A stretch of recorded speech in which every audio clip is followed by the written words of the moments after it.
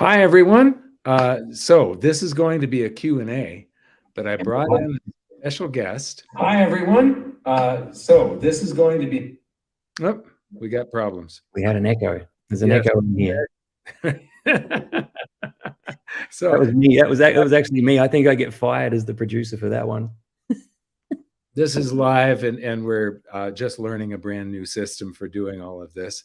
So yeah, if you were here for yesterday's presentation, this is Dan Rubach, my producer director, who has been with me since 2009. So Dan, how is it working with this new system? It's like, I actually really, really like it. I think this thing is called StreamYard for anyone who's interested. And it makes streaming a lot easier than the stuff that I looked at earlier. But yeah, I don't want to bog people into the details of that, but this is it's web-based, very simple. Just to give you a quick background, I was on a tour with Robert Kiyosaki back in 2009 of Malaysia, Singapore, Australia, and New Zealand. And Dan had become interested in precious metals and the monetary system and everything by watching Ron Paul and a few other people, and stumbled across videos of mine. And then he sent an email to my office asking if there was any way that he could interview me. And my office responded saying they'd put him in touch with my assistant, because Dan's email made it to the perfect person. If it had made it to anybody else in my company, it probably wouldn't have been forwarded to Damien, my assistant, who then said to me, Michael, do you think you would have 15 minutes to... This is the way Damien talked. Yeah, but Dan, you see Dan's smile? Do you think you have 15 minutes for somebody to make a YouTube video? I said, I didn't have anything to do when we landed in New Zealand. Dan was living in New Zealand then. And I said, sure, yeah, no problem. And so Dan picks me up in a helicopter, takes me around northern New Zealand and out to the volcanic islands offshore and stuff, lands, and then we go on this multi-million-dollar yacht, and we're in this... None of this is mine, by the way. You're making me sound like some pimp. These are all friends of his that just appreciate the things that he does for people. And then we're in this like sunken living room in this yacht, and he sets up his camera, and then takes a bowl of potato chips, one of my favorite foods, puts it on the table, opens a beer, and asks me a question. And that 15-minute interview turned into about 2.5 hours, I think. And it was interesting because he had a notebook with the questions he wanted to ask me in a certain order. And he would ask me a question, and then I'd see him like doing this in his notebook. And so I would answer like 4 or 5, 6 questions in a row in the order that he was planning on asking me. And then I would stop and he would ask me the next question. So it was very interesting, and we've been friends ever since. And he came over to Los Angeles. He moved from New Zealand and brought one of his best friends, Aiden Magnus, who is an animator that animates all of the 3D stuff at goldsilver.com on a handshake, moved halfway across the world. All the best deals are done on handshakes, I've found throughout my life anyway. So yeah. So do we have a winner in the mystery guest question we put out on? Someone thought it was Janet Yellen, so I thought that was a pretty outside guess. Someone thought Gerald Celente, and I would love to get Gerald Celente on talking with you. Sometimes it's so funny just to listen to him go on a rant, because he doesn't hold back anymore. Like, he is just for it, 100 miles an hour. You know, this is something, though, that starts to happen when you get older. You've only got so much time left to say things. Well, that's like Sandy Munro with the Tesla stuff, which we just watched. By the way, you mentioned Ron Paul before. I was actually watching Liberty Report while I was setting up the stream here. He's still going. And if anyone is subscribed to our channel but isn't subscribed to Liberty Report, then I thoroughly recommend going across and... So do we have any more guesses out there as to who is the mystery guest? Because you're going to enjoy this. Look at this one. Martha Stewart. You know, she went to jail for insider trading, and so that was her own stock, I would imagine. And the insider trading that has had, she really didn't belong in jail. But I'll tell you, the people that presided over the 2008 crash, there's a lot of people that belong in jail. And in my opinion, this includes people, well, at an official organization that creates our paper currency. So there's one more guest there. Speaking of jail, Klaus Schwab. That would be great. So let's bring on the mystery guest. Okay, here comes our guest. This might get crowded, so I'll probably just turn my video off and get out of here. But I'll be in the comments, and if anyone gets mad with the comment selection, it's my fault. If anything messes up, it's me. It's not Mike. Here he comes, mystery guest. There he is, Klaus Schwab himself. George Gammon. How are you doing, George? I'm doing well, Mike. Thanks for having me on. So you're in some part of the world right now. I find your lifestyle very interesting. You've created a life where you are just able to travel anywhere and to still do your YouTube channel and all the things that you have to do from anywhere, which is pretty amazing, I think. I find traveling to be not an easy thing, especially with TSA and just the airports and stuff, the way it is. You know, back, I think in the late night, it was before 2001. I was late for, I missed a flight by a matter of minutes. And with 8 minutes left to go, we ran over to the Southwest terminal and got on a plane, changed terminals and got on a plane just 8 minutes later, checked our bags, everything. And they made it on the plane. I can't believe where we are today compared to the level of service that used to exist back then. Yeah. Tell me about it. I remember as a kid being on an airplane when they still allowed smoking. Yes. Every armrest had an ashtray in it. Yeah. I remember as a little kid watching the guy ahead of me actually smoking a cigarette on the airplane. Now that may sound horrific to most people, but the service was just incredible. You had to show up a whole whopping 10 minutes before your flight took off. Right. That you wouldn't have to get out of the roped by car on the TSA. curb. Yeah, you got out of the car on the curb and you just walked practically right to the airplane. It was amazing. Yeah, it was basically like flying private today. Yeah, my father used to tell me back in the 60s, and this was before things were deregulated, I think, which brought the price way down. But first class was truly first class then. He would tell me about flying Canadian Air, and they would bring out a cart when they're serving the meal and slice prime rib right off of the rib roast. Wow. I never saw that. And he brought back these little glasses. Somebody took them from me, but I had these little tiny like brandy snifters with Pan Am Airlines and TWA Airlines and Air Canada. Air Canada is the only one that still exists, but I would suppose those are real collector's items today.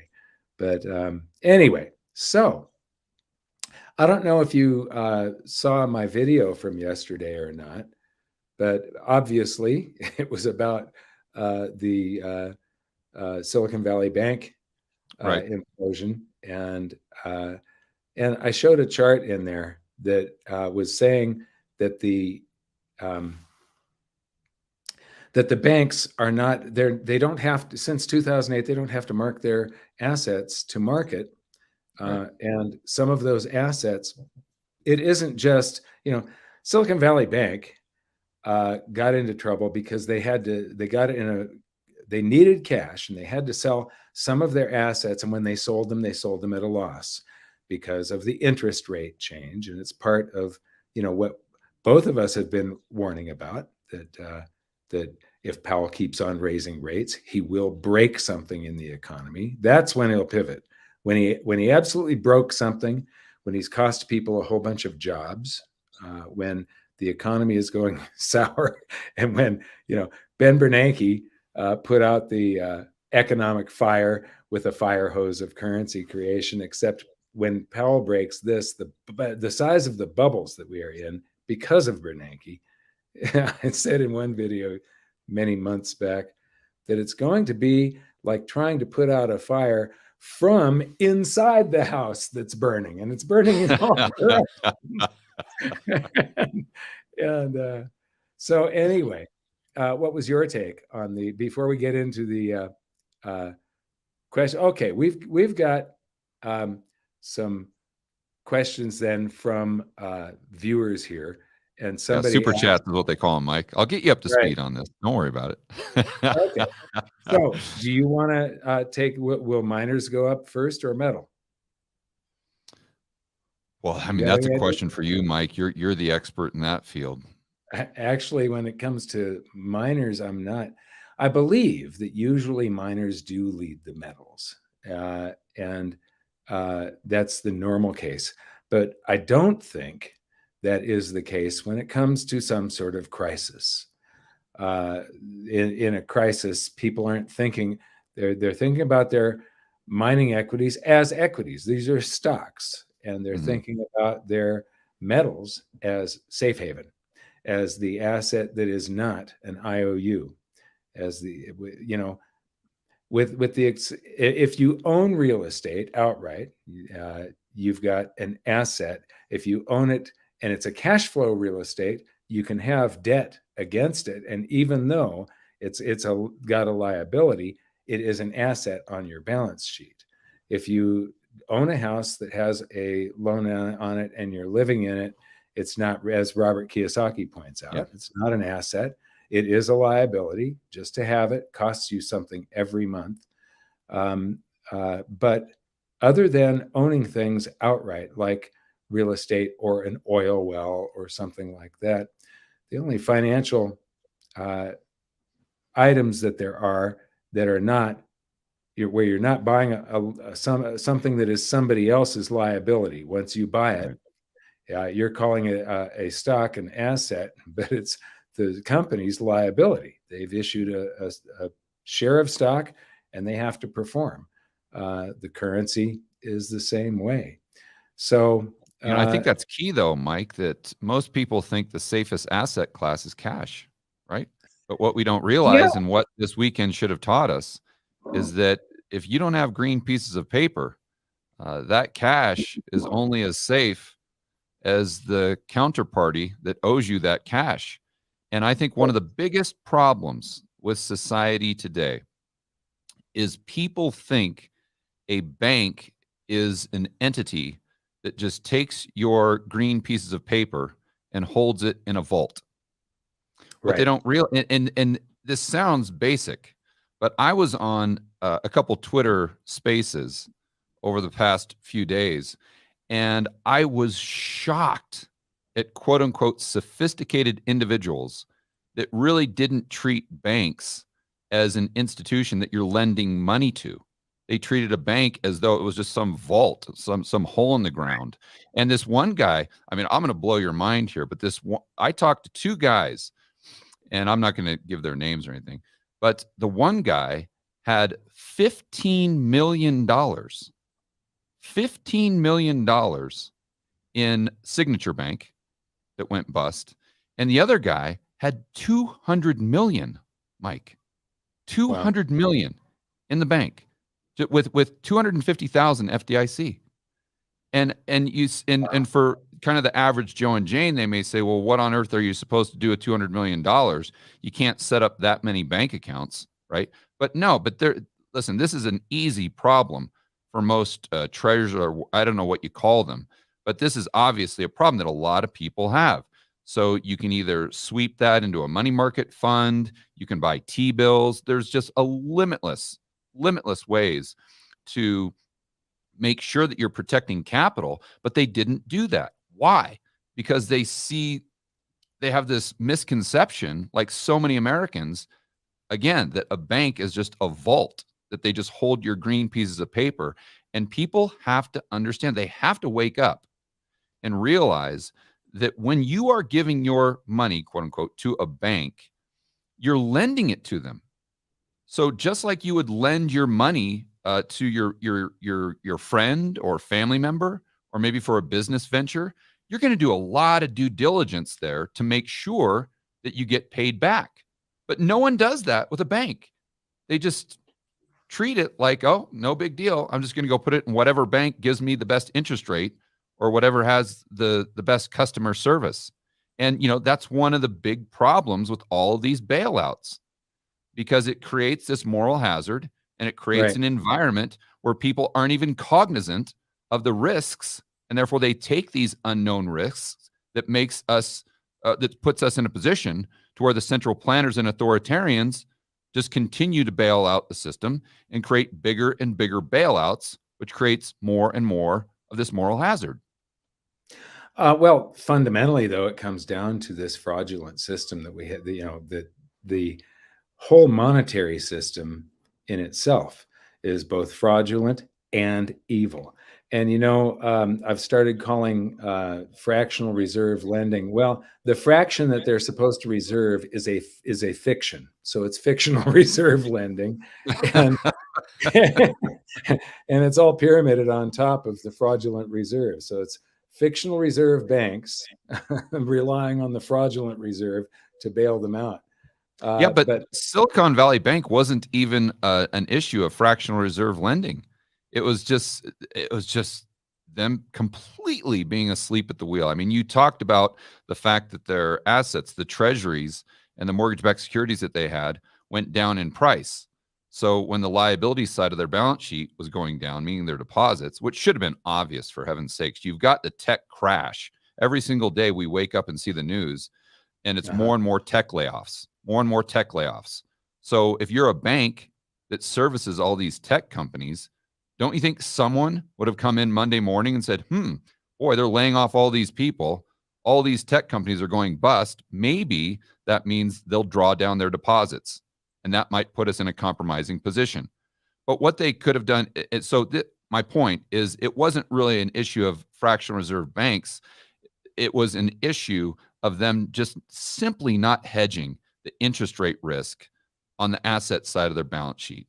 Just like any third grade common sense banker would have done. That this is not an issue of a bank run. It's not. Now we can have a different conversation about whether or not full reserve or fractional reserve is better, but this was not that issue. This was just gross negligence, plain and simple, gross negligence. Not only on the part of the bank, but also on the part of the depositors. Yes. Now, we're getting an echo again. I don't hear the echo. It sounds pretty good on my end, Mike. Oh, okay. Okay. Dan, can you, let me see. Where is it? Right here. Can you share my screen? So I don't know if we're looking at it yet. I'm going to. You've got to share your screen, Mike. Go down to present. Oh, okay. Hit the present button. Remember, everybody, for me, this is a new system. So yeah, hit the present button. And then at the bottom there, it should be something like share screen. Yeah. And then that should put us in a different mode where Dan can go ahead and select it. Yeah. But while you're doing that, Mike, let me add that one of another reason I'm really quite literally angry about these bailouts. And, again, I heard on Twitter a lot, the mainstream media from quote unquote libertarians, believe it or not, that we're actually arguing for these banks being bailed out, because they said if we don't bail them out, then all these deposits are going to go to the big banks, and we're not going to have any smaller banks anymore. And I'm like, what are you talking about? Let's understand the free market. This is the same just weak thinking that brought about all the problems during the lockdowns and all the problems with Ukraine, Russia. And, I could go on and on, but it's this idea that, well, we've got to do something. So let's just not think about the future. Let's just react right now. And then we'll just worry about the future. We got to do, and every single time we do that, we wake up 6 months later and we look back and say, oh, well, that was really a mistake. Boy, shutting down the economy for 6 months, the global economy, that we probably shouldn't have done that, right? Or all these sanctions against Russia, probably not a good idea. And now it's the exact same reactionary knee-jerk type of response mechanism. But my point there is, let's just have confidence. These libertarians, for heaven's sakes, should have confidence in the free market. That if we allow these small banks to go out of business, does that mean we'll never, ever, ever have small banks anymore? Absolutely not. Sure, temporarily those deposits might go to these big banksters that, to your point, are using fractional reserve lending and maybe some types of business models that might not be safe in the long run. But what will the free market do? They'll come up with full reserve banks that will compete with the JP Morgans, and especially if you allow these depositors to take a haircut. Because if people see that those depositors actually took a haircut from not making prudent decisions with their balance sheet, with their working capital, what do you think the demand is going to be throughout society for full reserve banks? All of a sudden, that demand is going to go through the roof, and the free market is going to satisfy that demand. And it's just shocking that those libertarians can't see that far ahead. And I'm not, obviously, I'm part of the libertarian group. I'm not saying libertarians in general. I'm just saying those people that claim to be for the free market. Full reserve banking is possible. It's more expensive. You're going to be paying higher fees, but everything will be protected, and it isn't fraudulent to have full reserve banking. So we've got so the answer as far as will the mining stocks lead in a crisis, I doubt it, because everybody is going to be rushing to the safe havens. They're going to think about the stocks later. So they're not going to rush into a stock to protect their wealth when a mining stock introduces all these different risks of a mine collapse, an EPA shutdown, a labor strike, the different jurisdictions. Management. Yeah, somebody can, the treasurer can walk away with the funds and disappear to a different country. There's just all these different things that can happen when you're in mining stocks. Now, having said that, mining stocks give you leverage. So for the people out there that do want to try to introduce that leverage, it's probably a good area to be. And when gold if a mining stock is making, if gold is 1,000 and the mining company is mining at 900, they're making $100 per ounce mined. If gold goes up 10% to 1,100, the mining stock's profits go up by 100%. They're making $200 an ounce instead of $100 an ounce. So it does offer tremendous leverage. But for the viewers, I did a study on this, luckily, back in it was just before the global financial crisis. It's 2007 or 2008, where I took the Barron's Gold Mining Index divided by the price of gold. And I found that from 1971, gold had outperformed the leading stocks in the precious metals mining sector by a factor of 500%. Wow. Wow, that's interesting. When you catch an up leg, it offers you tremendous leverage. But if you're catching a down leg, it offers like 1.5 times that leverage on the way down. And so throughout time, this builds up.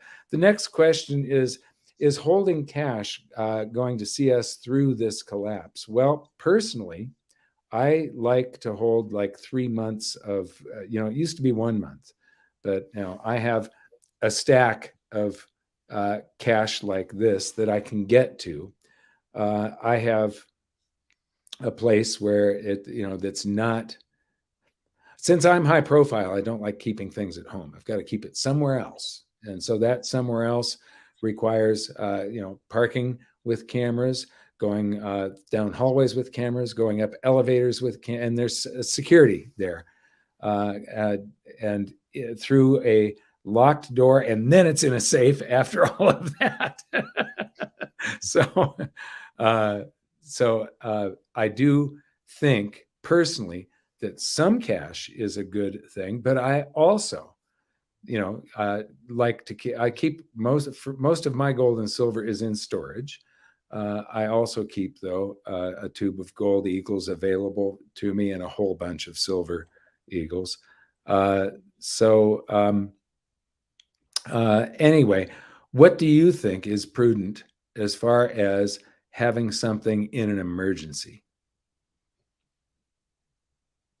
George. Yeah. I mean, it sounds crazy, but these Rolex watches, I'll give you an outside of the box answer. there. Store of value. If you get the right Rolex watch, you know, in the box with the papers and whatnot, you can hop on a plane, and you know you can have 5 of them. So call it $150,000, $200,000 worth of purchasing power. You don't have to declare it, and pretty much anywhere in the world, whether you're in Puerto Rico, whether you're in Dubai, Colombia, the United States, you're most likely going to get the exact same amount of purchasing power that you paid for it, assuming that you buy it at the right price. So that's kind of an outside of the box type of kind of plan B store of value that most people don't think about. Have you ever seen 7 Years in Tibet? No. Brad Pitt survives, but he's got this little tin that has a few watches and a few gold rings in it. And that gets him through this horrible period in his life. I came out with something called Gold Without Borders jewelry specifically for that function. And it's jewelry that we try to get as close to the spot price as possible for everybody. It still has labor. It's like 30% over spot, but it's not 300% over spot like a jewelry store. I went to the actual manufacturers of the gold chain that the jewelry manufacturers buy from, and then they make it into a necklace, and then they sell to the jewelry store. Jewelry store sells it to you. So I went direct to the source and convinced them to cut this thing into a specific length that would weigh a certain amount, and then put a clasp on it. So it's as basic as you can get for jewelry, but you can put a few $100,000. I think I've got 188 ounces of gold necklaces and bracelets. I'll look like Mr. T. I was just going to say, you're going to look like Mr. T. Yeah. So the next question is, since the Fed is now backstopping FDIC, doesn't that mean banks can be risky as risky as they want with no regard for the consequences? And you know, I just watched somebody. He's got his YouTube channel is Belang P. Have you ever seen him? No. He does what you and I do. There's very few people that do what you and I do: reverse engineer the monetary system. You and I were chatting the other day, and you said, you know, there's something about this. I just got to know how things work. Do you remember that? That's what you were saying to me. I got to know how things work. I got to like take it apart. And this is what Dan mentioned, Sandy Munro earlier.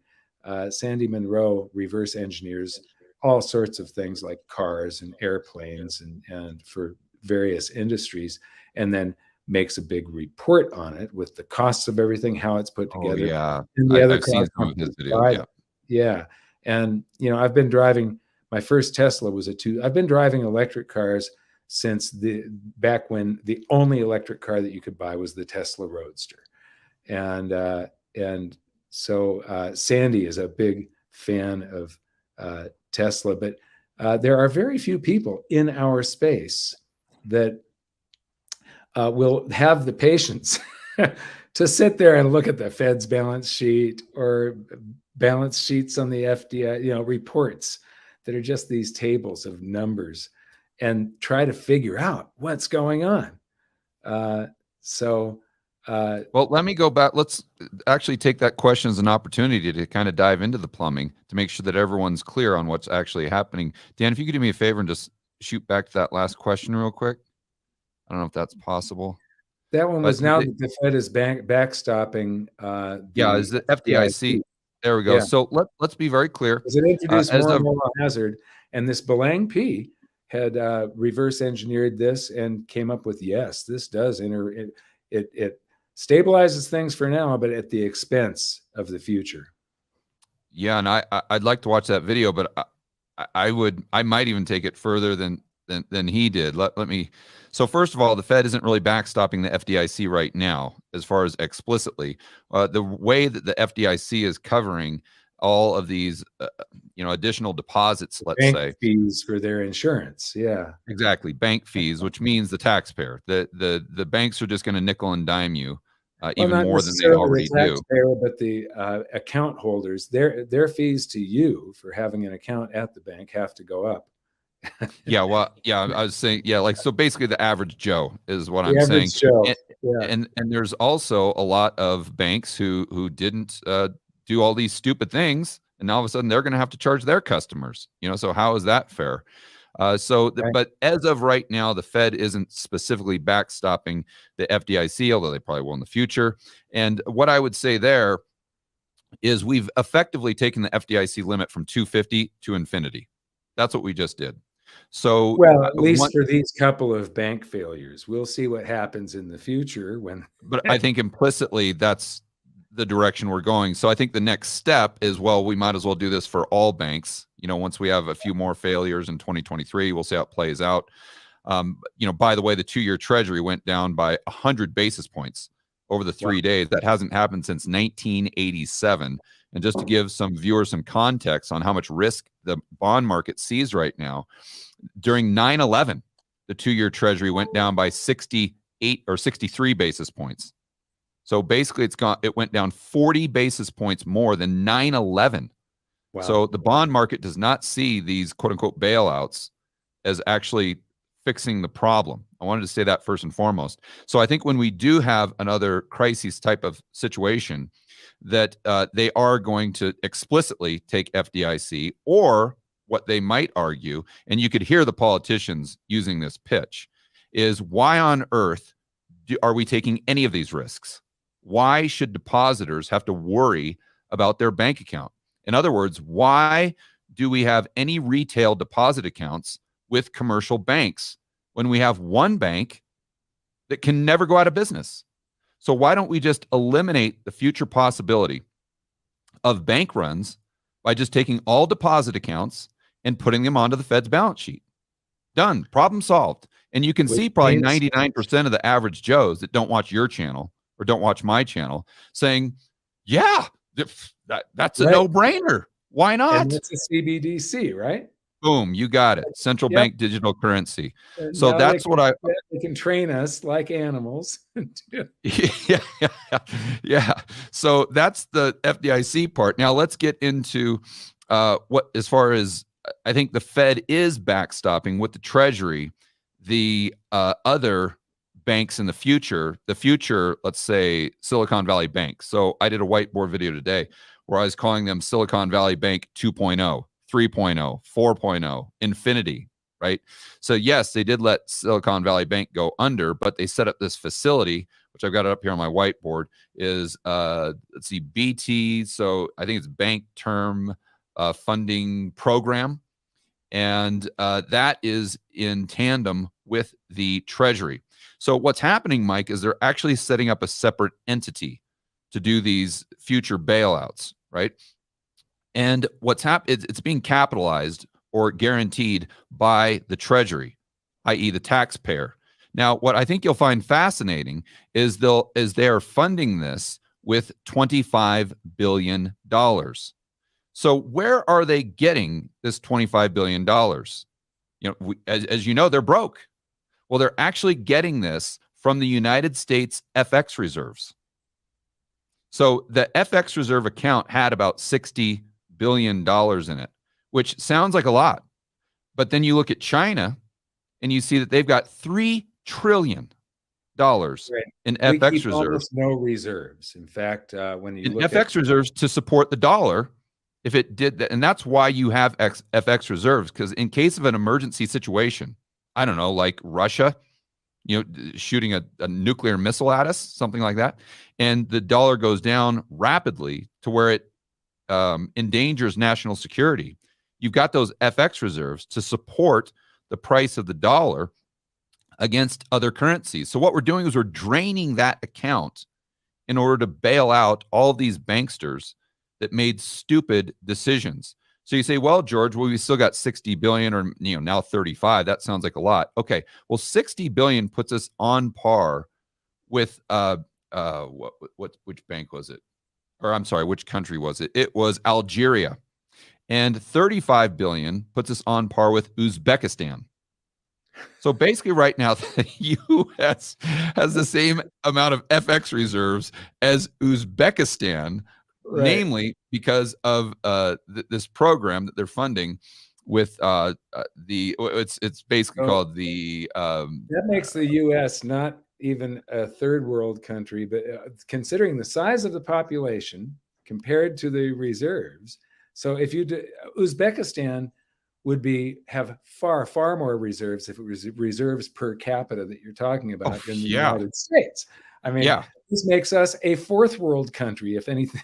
If anything, yeah, and Joseph like Joseph Wang, my good buddy Joseph Wang, and I were talking about this, and he said that's basically our sovereign wealth fund. So that's the U.S. sovereign wealth fund right there. But anyway, getting back to this, what the main crux of this facility, whatever it's called, is they are going to take collateral, treasuries, mortgage-backed securities, and I'm sure in the future it's going to be pretty much everything, at 100 cents on the dollar. So why is this important? Because the future Silicon Valley banks can take as much risk as they want, and it doesn't matter, because if they take a haircut on that asset that they purchased, well, they can just give it to the Fed, get 100 cents on the dollar. So it's basically a free call option for the banks, to where heads, they win, they make a huge profit, and tails, they break even. So let's think about this. If a bank has bank reserves, they can do a few different things. Number one, what we'd like them to do is actually lend productively into the economy to create more goods and services. That's pretty much the definition of wealth right there. But why would they do that when there is risk involved? When they could just go buy a treasury or a mortgage-backed security and there's zero risk? Because if the price of the asset goes up, they win. But if the price of the asset goes down, well, hey, I can just sell it to this new facility and, again, break even, get 100 cents on the dollar. So I totally agree with what this gentleman was saying with his YouTube channel, but I don't know that he took it far enough. I mean, we've basically turned the banking system, we've basically turned the risk management departments in the banking system to have a YOLO strategy and forget about lending into the real economy. Why would you do that if you were a bank? It makes no sense whatsoever. And Joseph also had a great point, going back to Milton Friedman, that they say, Mike, that this program's only going to be temporary, that it's just going to be for a year. But we all know that there's nothing more permanent than a temporary government program. And it's just like reverse repo. Everyone's talking about reverse repo right now, having over $2 trillion in reverse repo. And Joseph pointed out that was set up during the GFC as a temporary program. And look at that. Now, 12 years later, or whatever we've got, or 14 years later, we've still got it. And not only do we have it, but it's being used to the tune of $2 trillion a night. So this we are just seeing the tip of the iceberg as far as the moral hazard and the risk taking that this will create. And let's remember that if we wouldn't have bailed out the banks during the GFC, if we wouldn't have done any bailouts during 2020, we wouldn't have the Silicon Valley Bank problem at all. Because one of the things that I pointed out, Mike, that liability side of their balance sheet being all these tech companies that, let's be honest, probably shouldn't be in business in the first place. I mean, do we need another dog walking app that's going to change the world? Most of these tech companies are incinerating money. So I said that in one of my videos that I don't have any sympathy for these people, because at some point we've got to get the malinvestment out of the system. And that means that people go bust. So these tech companies need to look themselves in the mirror and understand that, number one, they made a huge mistake by not protecting their working capital. But number two, the reason they're going out of business right now and drawing down their deposits is because they are the malinvestment that was created by all of these shenanigans with the central planners and the authoritarians. Yeah. Okay, so I'm going to blow through a couple of things really quick. There was a question earlier, are there any full reserve banks? And when I was at lunch with Peter Schiff one time, he told me that his bank was full reserve, and that got shut down and taken away from him. Then a hit job, just a complete hit piece by the media. Then I need to show you. So let me see. I'm sharing my screen. And there you go. Boom. Okay. So this report here that was done by all of these people that probably have PhDs came out yesterday after the crisis. I want to remind everybody, it's very important. If you follow people like George and me and the other people, John Titus is one that I was talking about yesterday, and this Belang P, there are people that reverse engineer the monetary system. And by reverse engineering, you uncover things that you can't learn from the news media or somebody writing an article unless somebody is really doing research that's deep. You can't uncover these things that let you know what's going to happen before it's happened. This is a report by these PhD economists that there are dangers in the banking system that exist from raising rates. But what they come up with as a conclusion here, Dan, take my screen off for a second. I don't want to show people my main screen, but I'll drag this document over the top of my browser. So this is a short analysis of that same document that was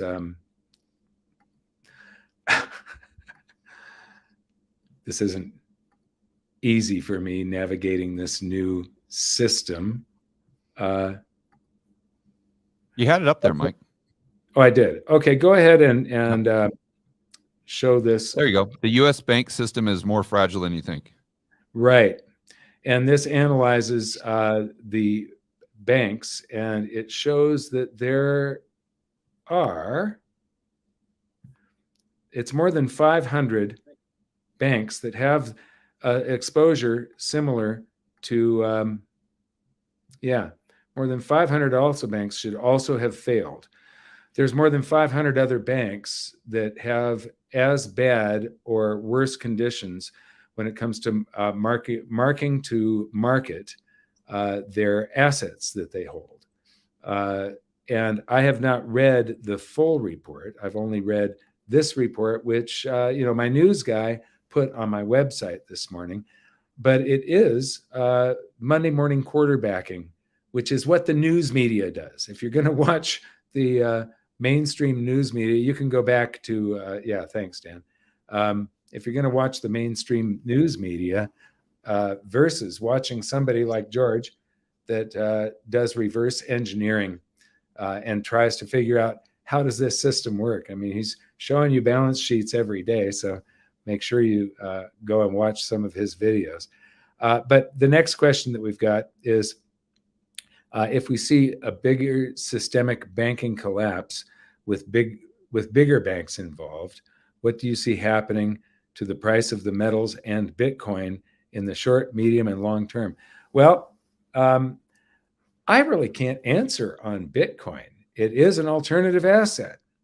It does require the banks to, if you want to turn that Bitcoin into food or rent or housing or a car, it requires the banks to perform.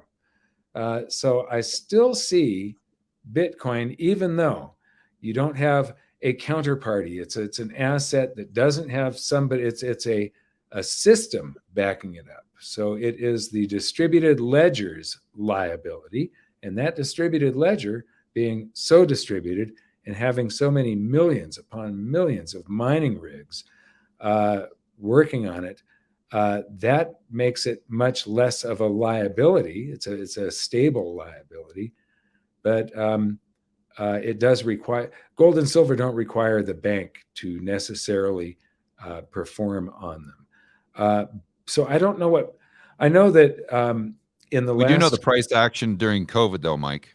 We know that was a similar type of scenario. So, not to interject here, but yeah. So just quickly here, I wouldn't lose. Go ahead. Gold and silver also tanked. That's all I was saying. Yeah. So just quickly to answer the question, I wouldn't be too worried about a banking collapse because Mike did point out that report from, I think it was the Fed officials, saying that there were about 500 banks in this category. And that is true if you just look at the interest rate risk that they had on their balance sheet. But that said, any just banker using third grade common sense would have had that interest rate risk hedged.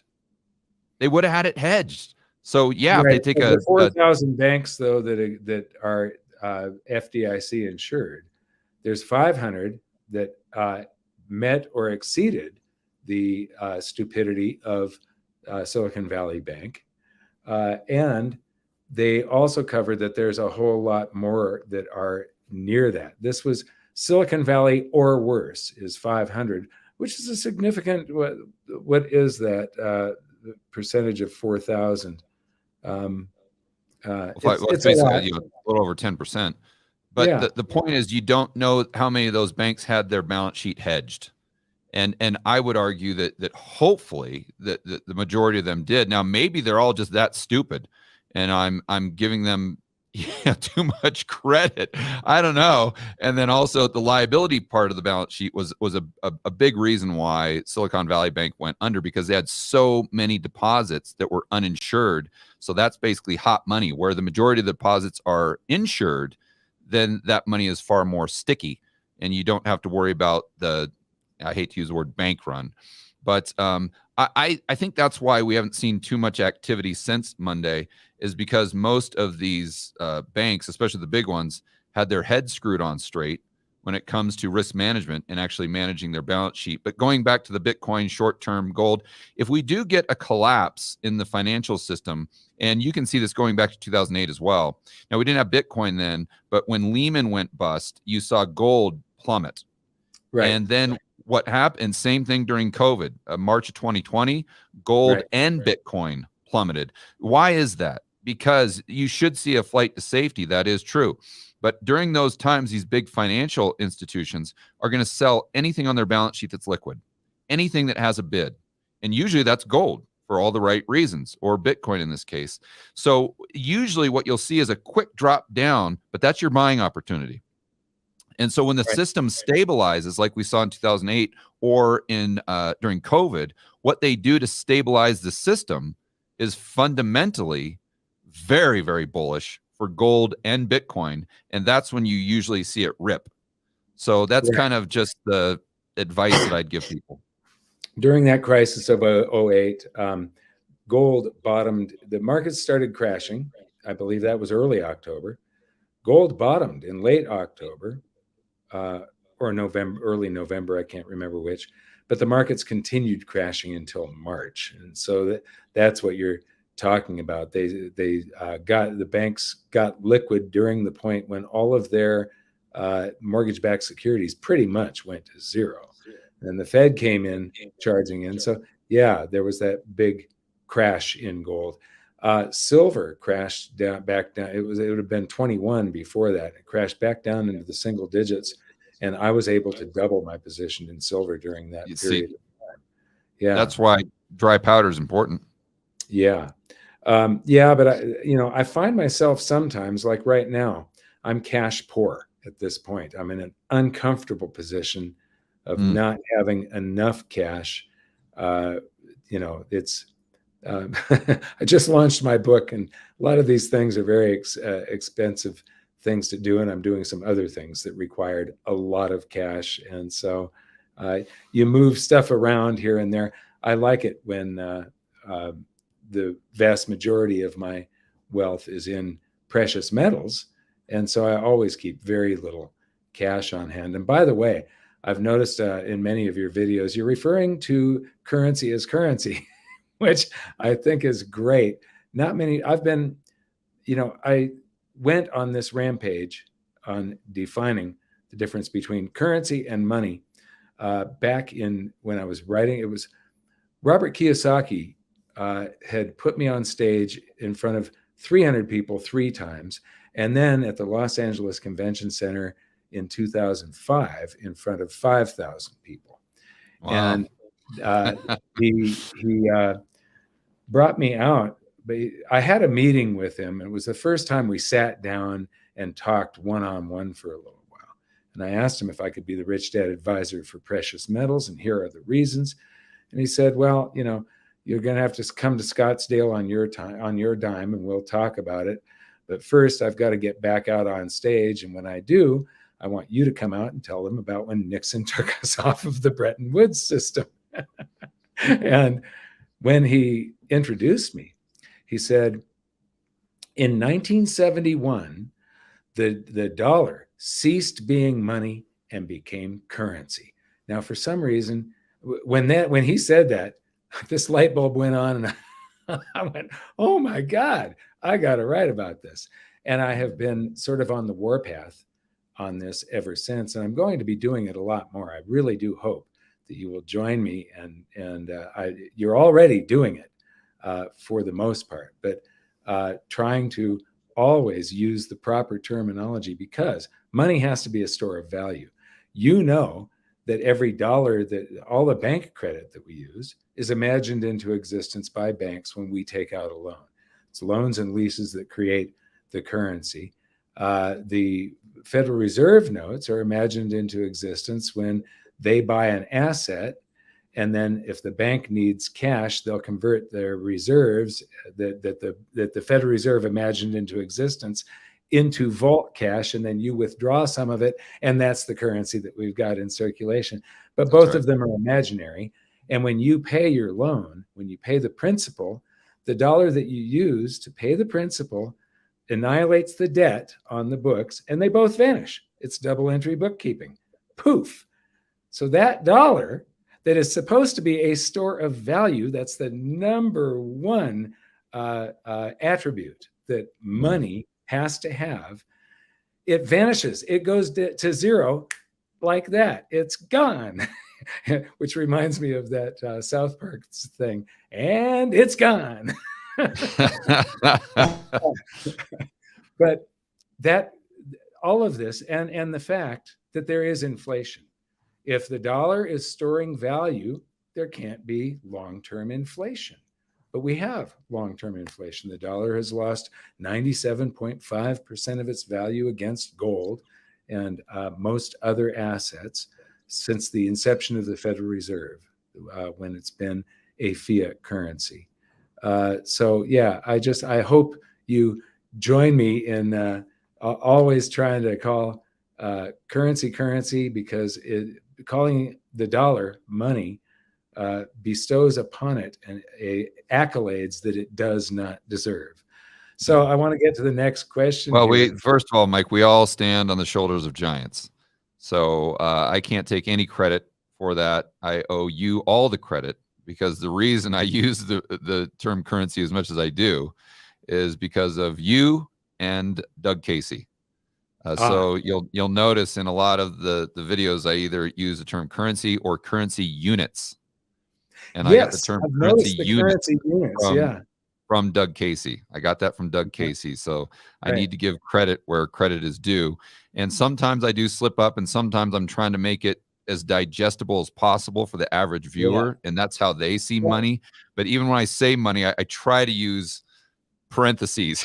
You know, but you're the first person, though, that has sort of jumped on this bandwagon with us. So I congratulate you for being one of the first. I'm just hoping that, because in my latest book, I did Confucius said that I can't remember the exact quote, but it's like the path to true knowledge starts with calling things by their proper names. And anyway, so the next question is, we just addressed that one, spilling over into real estate. Real estate. Okay. Well, I'm going to answer that first with an absolute yes, because real estate is in a hyper bubble. It's the Fed is trying to do this tightening into the most massive bubbles that ever existed. When Paul Volcker did his tightening, stocks and real estate were fundamentally undervalued. If you look at Robert Shiller data, or you look at the stock market. In fact, let me see. I just happened to have. Okay, so Dan, if you could put up my screen. Oh yeah, we see it, Mike. We got the chart of the Dow Jones. This is Dow Jones, and in the 60s, got into this range in late 1963. And it didn't get out of this. It bumped its head on 1,000 points in 1966 and could not decisively break through until late 1982. But it was actually in that range from late 63 to late 82. Wow. And that's nominal. So you're talking 19 years of going sideways during raging inflation. And Yeah, this that's brought all of the companies from PE. I think the Schiller PE had hit like, I don't know what it was. It was up in 1966. It was like 28 or something like that. And it came all the way down to 7 or something like that in 82. I'm trying to do this from memory, and it's hard. The gold silver ratio corrected during that time. the Buffett indicator too. Yes, the Buffett indicator, right. And so in my series of the last 3 videos of last year, I made a warning to the Fed, and I pleaded, anybody that knows anybody at the Fed, can they get this information to the Fed? Because the way to engineer a soft landing with these hyper bubbles going on, there's only one way. This is it right here. You tolerate 6 or 7% inflation instead of trying to target 2. They cannot get, it's impossible for them to take the Fed funds rate I showed in these videos. Paul Volcker took them to 2 and 3 times the rate of the CPI. Now, during these videos, we were at like 8% inflation. Can you see the Fed funds rate at 16 or 24% in this environment with these hyper bubbles and the banks leveraged to the hilt like this? What would have happened? I mean, it's impossible. I knew they were going to break something, and they have. And, you know, yes, SVB was taking some risks without hedging their interest rate exposure. But the Fed doing what they're doing and changing all of the, like, you know, all of the banks hold these assets on their balance sheets, but the Fed was changing things at a pace that had never been experienced before in history. And you've got all these players trying to play this game, and their pawns are changing to rooks, to queens, and back to pawns. And, you know, if you're playing a game of chess, you've got something on this square, and you're figuring out your next move, and suddenly the moves are all different. The rules are changing. This is one of the reasons we've got this idiotic monetary system where we've got all these fiat currencies bouncing up and down. Before that, you know, Charles de Gaulle said that there is no other standard. He was promoting gold. I'm not necessarily for gold, but I'm for something that everybody in the world shares as one asset that has a certain amount of value that has no country's stamp of approval on it. It's just a universal thing across the entire world's population. Sorry, I ran off on a tangent there. Oh, it's great. Dan, you can stop sharing my screen and put it back on. Yeah, he's got it. He's got it back to normal. Yeah. So do you have any comments on that, George, or do you want to go to the next question here and see what you? I think, I think what you said is great. I'd also remind people that with this bailout, one of the reasons it's unprecedented and is because if we think about why the Federal Reserve was set up, and let's just assume for a moment that it's not evil and there was no malicious intent. It was just set up to backstop the banks. That's it. And who was the gentleman, Mike? You probably know. Was it the guy's name Walter Badgett? Does that sound right to you? Walter Badgett. I think he was kind of the original guy that laid out what the job of the central bank should be, right? And basically, it was to lend to solvent, keyword solvent, institutions that put up collateral, but you lend to them at punitive interest rates. That was the job of the central bank and the Federal Reserve. That's just to backstop the banking system. And that's what they, to a certain degree, have always done until Monday. Monday, that all changed because now what they're doing is they're not lending to solvent entities. Because if you take a haircut, you know, mark to market, then by definition, you are insolvent. And if you can't get, you know, if you can't fulfill your deposit obligations, unless you get 100 cents on the dollar, and currently, let's say it's at 50 cents on the dollar, that you're insolvent. And so Monday changed everything. I mean, it was a paradigm shift. Yeah. I don't think most people realize how impactful and how important it is. But I think as we think through this, guys like you and Schiff and Doug and everyone else, as we kind of go over this with the audiences over the next few months, I think people are really going to realize that this is a really big deal. Yes, absolutely. When you were talking about that, I just had to look through my book and look for a chart of how much of the GDP the Fed owns. Fed assets to GDP it's now 40% of GDP. What triggered this was the question from My 2 Cents. He says, when house prices crash, will BlackRock be able to sell their housing inventory to the Fed and redeem at purchase price? Actually, if you have to look at the Federal Reserve Act, and it only allows the Federal Reserve to buy through open market operations. They have to buy assets that are guaranteed by the U.S. government. So it can't directly buy homes. It can buy mortgage-backed securities, though.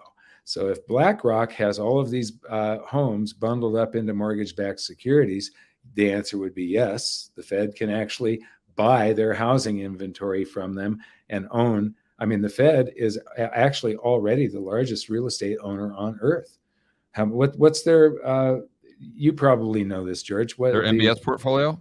Yeah. I'm not sure because that's what they've started to roll off their balance sheet with quantitative tightening. But one thing I'll point out, Mike, going back to COVID, is they actually just completely ignored the Federal Reserve Act and what you're mentioning back then from the standpoint of setting up a special purpose vehicle to buy corporate debt. They bought corporate debt, for heaven's sakes. Go around the Federal Reserve Act, yes. Yeah, so they're just, what they've shown us over and over and over again is they just completely ignore the rules. The rules are for thee and not for me. They're only for the little guy. We've gone from a country of law to a country of men. And that's very, very dangerous, you see, to where the laws don't apply to those central planners and authoritarians in charge, because they know a lot better than all you stupid plebs in the real economy. And they can bend the rules if they need to. And going back to that time, Mike, did you see one person on CNBC say, whoa, the Fed can't do this? That's illegal. That's against the Federal Reserve Act. No, they're all sitting there just like sheeple, just applauding the Fed. Oh, great job, Fed. Great job, Fed. So to answer the question directly, and that's why I was clapping, that was a fantastic observation. And I think that's just the next step that I think, why not buy stocks? Janet Yellen was talking about it. You know, the Japanese central bank has done that. So why not set up a special purpose vehicle to buy stocks? Yeah. Why not set up a special purpose vehicle to buy real estate from BlackRock? If they're going to go this roundabout bailout for Silicon Valley Bank, just because the depositors are all these big Democrat VC guys that have, political ties, why wouldn't they do it for BlackRock and Larry Fink? Are you kidding me? Of course they're going to bail this guy out. Okay. So I think this video is probably getting a little bit long. We should probably call the dollar money, and a hand will come out of the computer screen and slap you. It won't just be a hand, it'll be Mike's hand. Mike Maloney's hand will come out just like this. Wha-bash! I want to thank Forrest C for that comment. No name. I'm dyslexic and I read very slow. I'm sorry. Oh, I get it. No problem, buddy. I've never bought gold or silver, but I've converted a lot of currency to money. There you go. Well said. Okay, George, I want to thank you so much for jumping on this show with me. I haven't done live shows, and while I was writing the book, and by the way, a lot of the concepts that we've talked about, if people go to GGSR 21 and read chapter 4, and I busted it into 7 parts, It's very difficult to understand. Now, there was an 8th part, but George put some doubts in my mind on that part, and I've actually taken it out of there. I might put it back because I've got to have another conversation with George. I've got some questions. And Joseph, I got to connect you with Joseph. Yes, I do need to talk with him about this because there's still something that doesn't quite make sense to me. I agree. On this. And I have to have it clear in my mind because I really want to put this thing, the doppelganger dollars, back into chapter 4. But anyway, go and read chapter 4 and you're going to understand some of the way that all of it, and it's free. Just go ahead and download it, send it to anybody you want. But there's the reason it's split into 7 parts is Dan we were proofreading it. And this went on for months and months and months and months. It was so hard to explain these complex things and break them down to make them simple. And Dan's going, I just read it again and I've got PTSD. So it was so it's hard to hold all these things in your head at once. And I will probably continue rewriting chapter 4 to make it more digestible to people if anybody has suggestions. But the reason it's in 7 parts is I want to urge everybody out there to stop and not go further until they fully understand each part. If go back and read it again, ask your friends questions before you move on to the rest of it. And I can't suggest it enough. I want to tell people, and this is the honest truth, that although Mike breaks it down in very simple terms, he does it with very high level information, very high level, to the point where that particular chapter that he's referring to, I actually sent that to Joseph Wang. And if you don't know who Joseph Wang is, he used to not just work at the Federal Reserve, he used to run the New York Fed's trading desk. So he was the person that was actually in charge of doing quantitative easing and quantitative tightening. And I sent him a couple of your charts there, Mike, from that chapter. And he said, these charts are awesome. These charts are great. I hope he wasn't offended in any way because I was not kind to the Federal Reserve. No. He's definitely sees eye to eye with kind of our worldview. In fact, with our mastermind group, we just had him out at Jekyll Island, believe it or not. And we had him speak to our mastermind in Jekyll Island, in the actual, room where they met for the Federal Reserve. And we had him speak to our group in there. So that was really special. But the bottom line there is Mike's book is fantastic. It's extremely high level. And but it's high level stuff that you need to know, but it's done in a way that's very simple. And so when you understand it, it'll give you a massive edge in not only setting up your portfolio correctly, but also doing so to make sure that you're maximizing on your personal freedom and liberty moving forward. Well, that's also something that you do on your videos, like every day, is trying to take something very complex and explain it to, like, all the balance sheet stuff that you're doing. These are hard concepts for people to grasp at first. But I want to encourage everybody to just keep at it. Learn as much as you can about the monetary system right now, because we're coming to an inflection point, and your knowledge is going to determine how well you come through this dark period that we're going into. I do believe that we've got a very bright future, humanity does, on the other side of this dark period, as long as we can prevent socialism. Whenever there's major crises like this, it's an opportunity for these sociopaths in government to try to take more power. And they do that by offering a scared population. This is what Hitler did, Stalin. Mao was more of a military coup type of, or a military, that was a war. But he got followers by having this idea that, follow me, and your life is going to be easier because I'm going to steal from all of those rich bastards and I'm going to give it to you.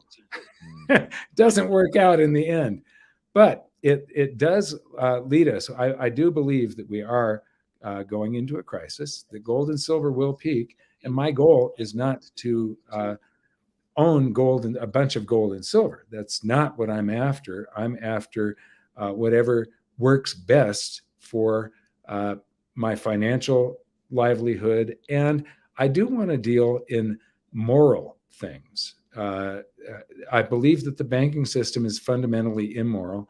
I call the root word of bondage is bond. The bond market is the bondage market.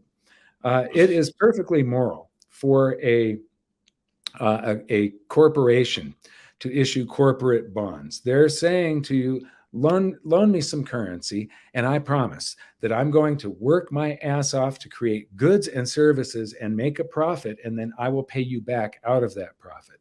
Yep. When you are buying a treasury, you are dealing in the slave trade. And I will not support that. Right now, there's a huge opportunity in treasuries. The Fed will pivot. When they drop rates to zero, any treasury that you buy today is going to go soar in value suddenly. And then you can sell that. But you are also supporting and making a market for a slave trade, because that treasury, this is the treasury saying, loan me $1 trillion, and I promise over this 30-year period, I'm going to pay you back $2 trillion by holding a gun to your head and your grandchildren's head in the future and extract taxes out of them, which is part of their life. It's work hours that I'm going to extract out of them to pay you back for this voodoo monetary system that we use today. It is part of, and so if you do refer to bonds as the bondage trade in the future, George, please say, as Mike Maloney says, this is something that I sort of have been working on for a long time. I don't know if anybody else sees it this way, but everything in economics is a closed loop. And this is one of those closed loops that is highly immoral. And even though there is an opportunity there right now that I would love to take advantage of, personally, I can't allow myself to take advantage of this thing where they are promising to extract work hours out of the population in the future. And this so I want to close this, and I want to address this last question here. What are your top 3 assets you'll trade your silver for when the price starts running extremely high? And I don't know how much gold or silver you have, George, but actually I keep on telling people that the majority of my net worth is in precious metals. And even if you eliminate the gold, I would still say that the majority of my net worth is in silver, because my gold to silver ratio is so high, because I make my purchases based on the numbers of where the gold silver ratio is at. And so I have a lot of silver, and I'm looking for cash flow real estate or high dividend yield stocks. What are you looking for, George? I was just going to say the same thing. I mean, the way I set up my portfolio, I just call it a 10-80-10. So 10% would be insurance. For me, that's physical gold. And 80% of the portfolio would be investments. And I just define that as something that pays me to own it. So positive cash flow real estate, dividend paying stocks. And then the other 10% would just be speculative assets, which doesn't have any negative connotation. It's just that it's not paying you to own it, but I see good asymmetry. So Bitcoin might fall into that category. Maybe some of the gold miners, uranium. But what I'm doing right now is keeping a lot of dry powder and waiting for whatever the bond market is telling us is going to happen. And hopefully the commodities will come down, because over the long term, I think that we're in a commodity super cycle. And I'm looking forward to hopefully buying some of those commodities that the World Economic Forum hates the most, because those are the ones that longer term I'm very bullish on, because of the supply side dynamics there, right? Because of the ESG movement and all these things. Now, what's ESG? I'm sorry, I'm not up on all the acronyms of late. What's ESG? Oh, what is it? It's environmental, social governance, or something like that. It's basically just this, climate change is going to destroy the world, so we got to stop using fossil fuels and whatnot. Right. And, they keep doing that. They're not going to invest any money into oil or coal or lead or any of these things that the world actually needs. And the demand most likely will not go down to a significant degree over the next 10 years, let's say. and you're going to have serious supply side issues, like copper, like a lot of those things, but at the right price. So I want to make that clear. Now, I guess I scored a lot of brownie points, Mike, with the currency. So I do have to take some of those brownie points away.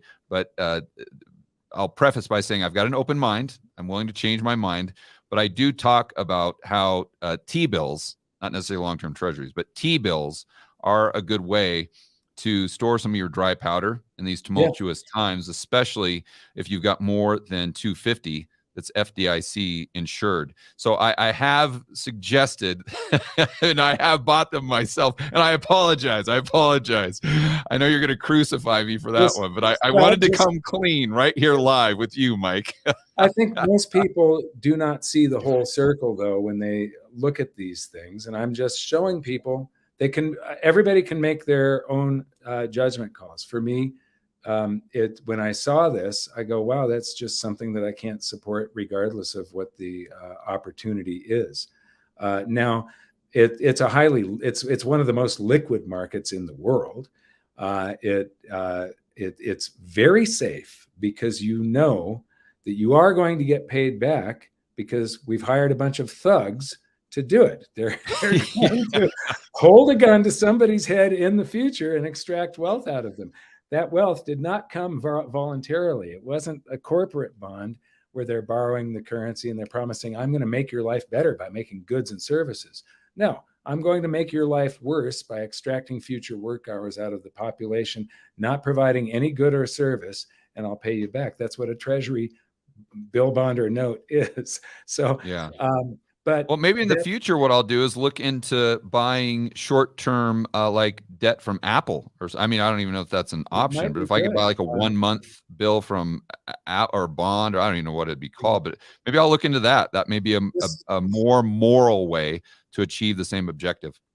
I'm just commenting on the way the system works. You don't have to make any changes or decisions. No, but I really value your opinion, Mike. I really value your opinion. We're trapped in this, the matrix of this pretty evil monetary system that was mostly designed by Paul Warburg. And so you were on Jekyll Island. That was great. This was the room in which it got designed in. Yeah. You were having this meeting in. That's phenomenal. G. Edward Griffin also has, I think he had his Red Pill event on Jekyll Island. I spoke at it. Or I spoke at one of them. Yeah, I was invited, but I was writing my book. So I apologize to G. Edward Griffin for turning him down. But I've turned down all events and interviews for the past 3 years. Otherwise, I just can't get anything done. But I do want to address, there was a question up there about land. What about land? How do we prevent the commies from coming or something like that? And yes, I just bought, my farm is not a little farm. I refer to it as my little farm, but it's a fair size. I've got 3 different rivers on my farm. So anyway, land is good. And I wanted to close this out with, I can't remember. But this has been great, George. I want to thank you for joining me on this. Have you got any last comments? No, just thank you for having me on. It's always a pleasure to talk to you, Mike. And thank you very much, not just from me, but from everyone viewing this and all your subscribers for doing what you do. Because because of you, and I wouldn't be here if it wasn't for guys like you and Doug and Peter and Rick Rule and Kiyosaki. Like I said, just the guys like me, or any YouTuber, we just stand on the shoulders of giants. So I owe you a tremendous amount of gratitude. And again, I don't think I would be where I would be, and my worldview wouldn't be anywhere near as sharp and as clear as it is if it wasn't for your teachings and your content over the years. So just please keep doing what you're doing. It's greatly appreciated. Well, I want to say that the feeling is absolutely mutual. I hope that we can sort of put together something where I'd like to talk with you more often. We all learn off of each other, and the stuff that you have done, your YouTube channel is invaluable to everybody. And so I encourage all of my viewers, anybody that hasn't been over to George's channel, to go over there and take a look. He really does. There are very few people, like I said, that do this reverse engineering of the monetary system, the banks, the whole financial system.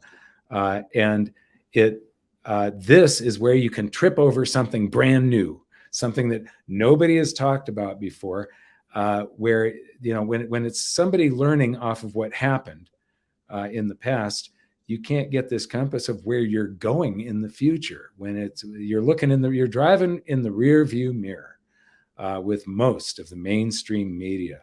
So if you're following these guys like George that are trying to figure it out by reverse, just like Sandy Munro does, you know, he tore down the Tesla, and that's when Sandy sort of got famous by starting to tear down Teslas and reverse engineer them. And that's what George and what I do with the monetary system. And that's when you can sort of see. I mean, when you started doing this, George, you got a glimpse into the future a lot of times, didn't you? Yeah. I mean, it gives you a huge edge, because once you build that framework by really doing your best to understand the plumbing and the monetary system, it's like a sixth sense to where when you see something like this weekend, you already know a lot of the ramifications in advance, because you have that understanding of how the system really works.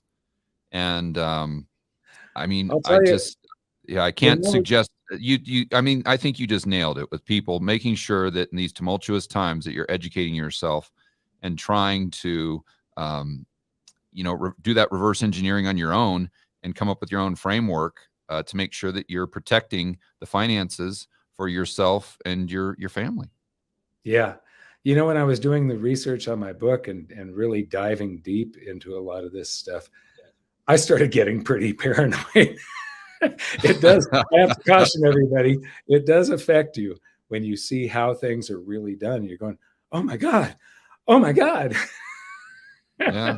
But it goes back to the Matrix, right, Mike? That kind of, I know it's kind of a cliche, but do you want to take the red pill and see the reality?